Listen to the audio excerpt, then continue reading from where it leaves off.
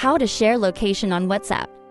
Hey guys, in today's video, I'm going to show you how to share your location on WhatsApp. So make sure to watch this video till the end, and let's get started. First, open WhatsApp on your phone. Select the chat with the person or group you want to share your location with. Tap on the attachment icon, paperclip on Android or plus icon on iPhone in the message box. Now select location from the options.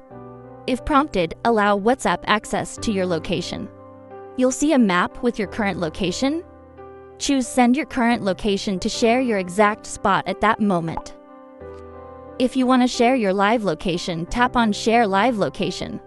Select the duration for live sharing, 15 minutes, 1 hour, or 8 hours.